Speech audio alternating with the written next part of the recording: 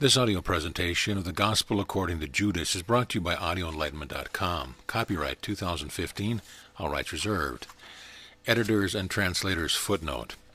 Judas is not a positive character in the Gospel of Judas, but a traitor of demonic nature whose betrayal of Jesus would ultimately promote him to the rank of stature of the hated Scythian demiurge, Yaldabaoth. The following translation reflects these developments, which are explained in the footnotes. A full consensus of scholars regarding how to interpret this gospel is still some years away, but the general lines of thought outlined here seem to be reasonably well established. Definition: Demiurge, in Gnosticism and other theological systems, is a heavenly being subordinate to the supreme being that is considered to be the controller of the material world and antagonistic to all that is purely spiritual. The Gospel according to Judas. The secret verdict which Jesus discussed with Judas during the week 3 days before he celebrated Passover. When Jesus appeared on earth, he performed signs and great wonders for mankind's salvation. Indeed, some did walk the path of righteousness, but others walked in their transgression.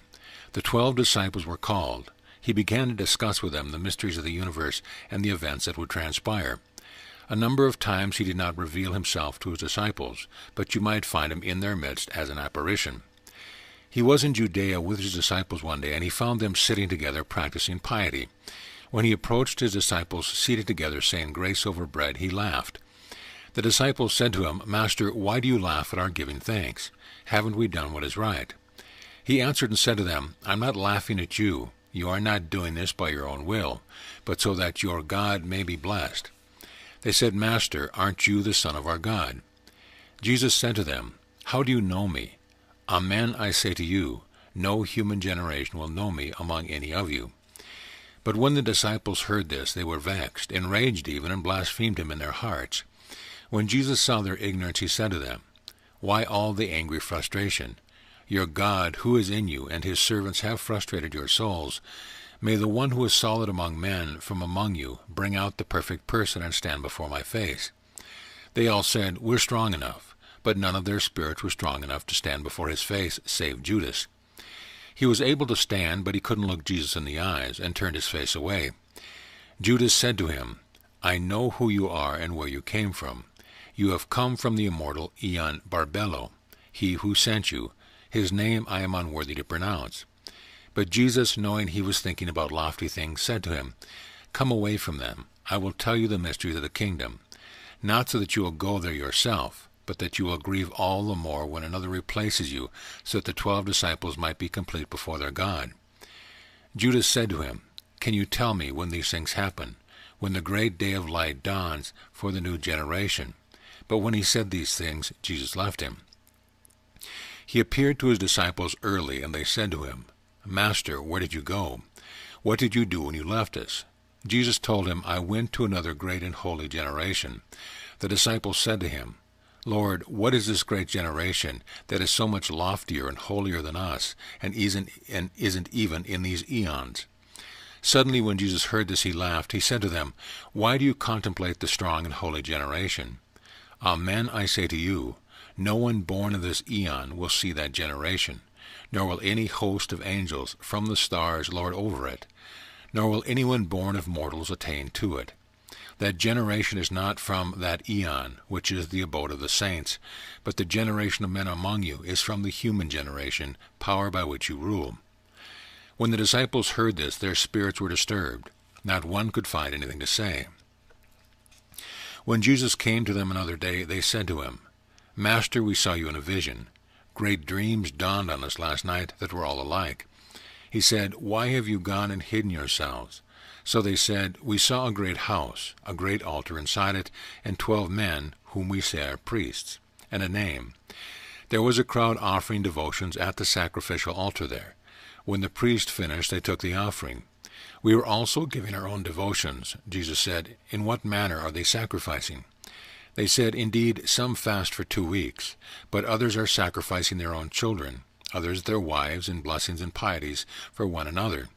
Some sleep with males, others do destructive deeds, even more commit a plethora of sins and unruly deeds, and the men stand upon the altar and call your name. While they're involved with the particulars of the sacrifice, the altar is filled up. After they said this, they were quiet and disturbed. Jesus asked them, "Why are you disturbed? All the priests who stand before that altar call upon my name. I say to you, my name was written on the book of the generation of the stars by the generation of men, and they shamefully planted fruitless trees in my name." He continued, "You are those who worship at the altar which you saw. That one is the God whom you serve, and the 12 you saw are yourselves. The cattle you saw brought in are the sacrifices, the many whom you misled upon the altar. The blank will stand this how he will use my name, and the pious generation will be devoted to him. After him another man will stand up from among the fornicators, and another from the child killers, and another from the man-lovers, and those who fast, and the rest of the unclean and lawless, and the erroneous, and those who say, 'We are like angels.' They are the stars that bring all to completion. For it was told to the human generation, 'Behold, God receives your sacrifice from the hand of a priest, who is a minister of error. But the Lord, who is Lord over the all, commands that they shall be convicted on the last day.'" The bottom half of the papyrus sheet is missing from pages 41 and 42 from this manuscript, preserving only the top 8 lines. Just 3 lines are readable in a photographic fragment of page 41. Jesus said to them, "Stop sacrificing. What you place upon the altar are above your stars, and your angels have already reached their end there. So let them be. Before you they go to their own ends." To the generations, a baker is unable to feed all creation under heaven. They were confused. They said to him, "Explain this to us, that we may understand." Jesus said to them, "Stop struggling with me. You each have your own star there, and everyone is bound by fate.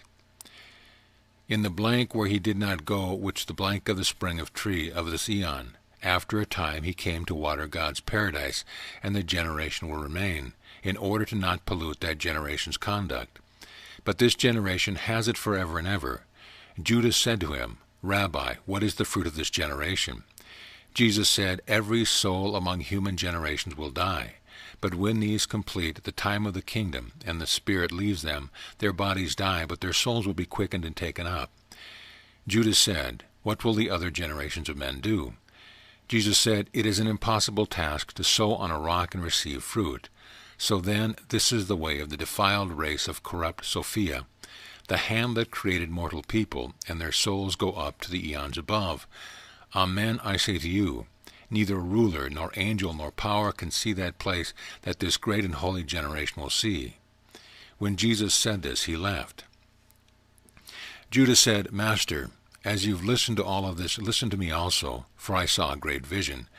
When Jesus heard this, he laughed and said to him, "Why do you strive so, O 13th demon? But say your piece, I am bearing with you." Judas said to him, "In the vision I saw myself, and the 12 disciples were throwing stones at me and persecuting me greatly. Again I came to the place where they waited behind you. I saw a house, and my eyes weren't able to comprehend its size. Great people surrounded it, and it had a single roof. And in the middle of the house was a crowd." Judas said, "Master, take me also inside with these people." Jesus answered and said, "Your star has misled you, Judas." And he said, "No mortal can enter the house you saw, for that's the place reserved for the saints, the place where neither sun nor moon will rule, nor the day. They will stand there always in the eon with the holy angels. Behold, I have told you the mysteries of the kingdom, and I have taught you about the error of the stars, and about the 12 eons." Judas said, "Master, surely my seed is not under the authority of the archons." Jesus said to him, "Come, and I will show you, but you will lament greatly when you see the kingdom and its entire generation." When Judas heard this, he said to him, "What good is this to me, since you separated me from the generation?" Jesus answered and said, "You will become the 13th, and will be cursed by all the remaining generations. You will rule over them. In the last days they will blank you. You are not going to the heights, to the holy generation." Jesus said, "Come, so I might teach you about things which no person can see.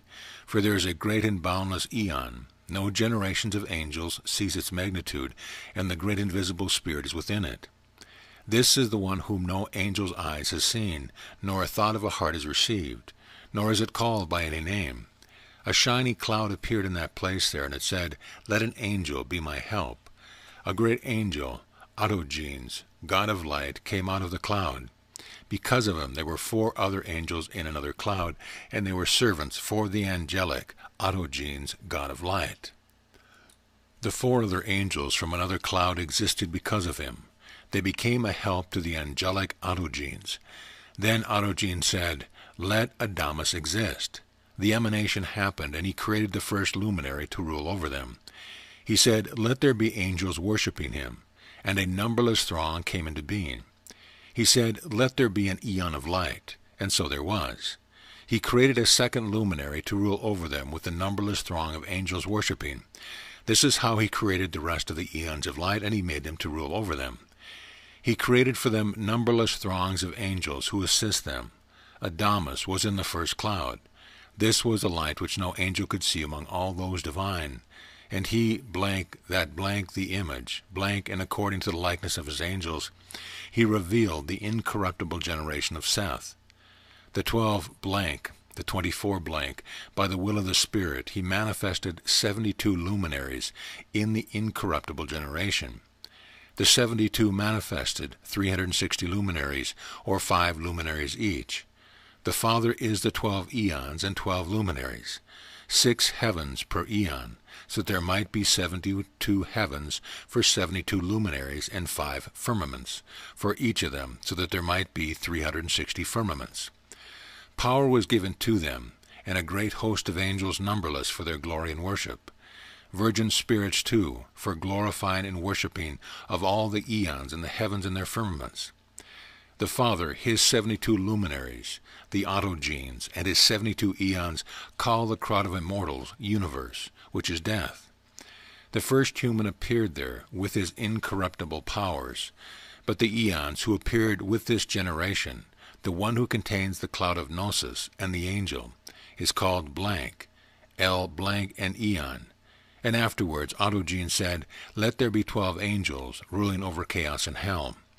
And behold, an angel appeared from the cloud, whose face poured forth fire, its likeness dirty with blood, named Nebro, which means apostate, but yet others call him Yaldabaoth.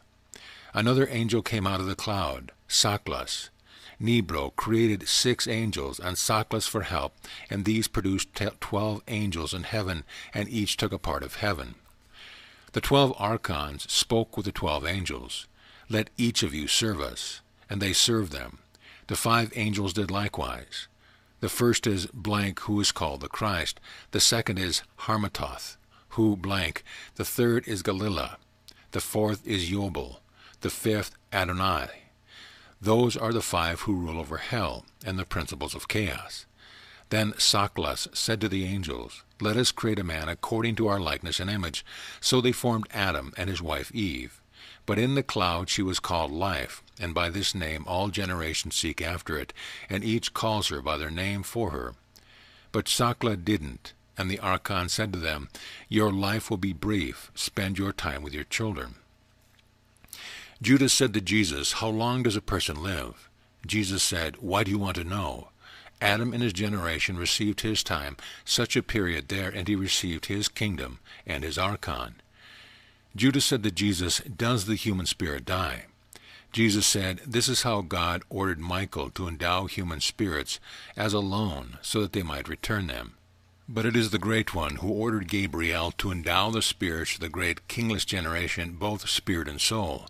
Therefore, these remaining souls, blank them, light blank and surrounding blank, spirit in you, which makes you dwell in this body, in the angelic generation, God let them give gnosis to Adam and his company, so that the kings of chaos and of hell might not rule over them." So Judas said to Jesus, "What will those generations do then?" Jesus said, "I truly say to you, the stars are coming to completion over all things, but when Saklas completes his time, which has been fixed for him, their first star will come with the generations, and what they have said, they too will come to completion. Then they will fornicate in my name and slay their children, blank and they will, blank and they will, 5 lines missing in the text, in my name, and your star will rule over the 13th eon. Afterwards Jesus laughed, and Judas said, "Master, why do you laugh at us?" Jesus answered and said, "I am not laughing at you, but at the error of the stars. because these 6 stars wander around with these 5 warriors, and all those will be destroyed with their creatures." Judas said to Jesus, "What will the baptized do in your name?" Jesus said, "Truly I say to you, this baptism in my name, blank," 5 lines missing, "to me, truly I say to you, Judas, those who sacrifice to Sockless blaspheme God." 3 more incomplete lines. "Everything evil, but you will exceed them all, for you will sacrifice the man who bears me. Already your horn has been raised, and your wrath is full, and your star passes by, and your heart is determined. Truly I say to you, your last blank become blank is blank grieving. The archon have been obliterated. Then the type of the great generation of Adam will be exalted, for that generation, which is before the sky, the earth, and the angels, exists through the eons. Behold, everything has been told to you. Lift your eyes and see the cloud and the light within, and the stars surrounding it.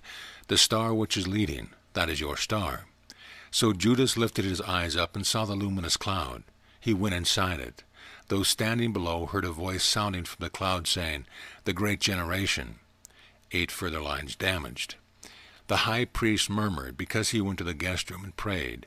But some of the scribes there were watching, so they might arrest him during the prayer, but they feared him, because the crowd considered him to be a prophet for them all.